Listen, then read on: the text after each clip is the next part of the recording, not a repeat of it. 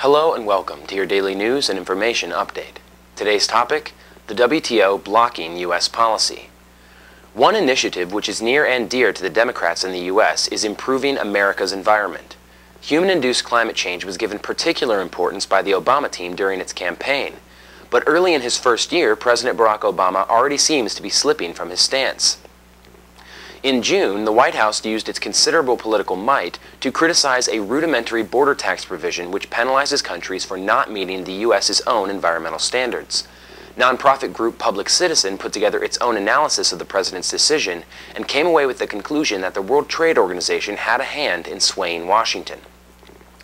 The president opted to oppose a so-called border adjustment tax in the climate context, which would place a tariff on manufactured goods originating in nations with lower standards than the United States. The intent of the adjustment tax in question, the Waxman-Markey American Clean Energy and Security Act of 2009, is to protect domestic workers from overseas firms who cut corners. In the United States, we have climate control regulations which marginally increase the cost of some goods. It would be unfair to allow foreign goods produced without these regulations to capture the market share from American producers who are simply obeying the law. There is no conceivable reason for the President of the United States, who has voiced his approval for anything which can stimulate jobs in the U.S., to oppose this legislation. The reason he opposed it is uncovered when one looks at the influence of the WTO on U.S. politics. Though the World Trade Organization does permit nations to have border taxes for the express interest of climate legislation, this particular tax provision would likely have drawn the WTO's ire. President Obama therefore expressed his opposition to the border tax being included in any climate legislation, as a means of avoiding a future spat with the WTO. As Public Citizen points out, this is exactly the opportunity the president needs to reform the U.S.-WTO relations. The world is generally agreeable to climate legislation, and if the president were to use his own personal popularity to start a reform discussion, much of the WTO's membership would likely listen.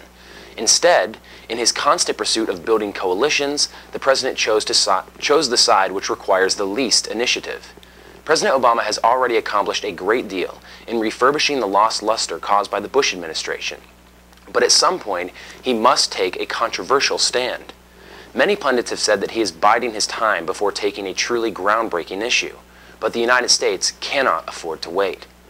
On behalf of concerned citizens, I'm Craig Harrington. For more on this and other related topics, please tune in daily to economyincrisis.org. What is to become of us? Why are we oblivious, spiraling down and out of control? Better start yelling out, America is selling out factories, industries, heart and soul.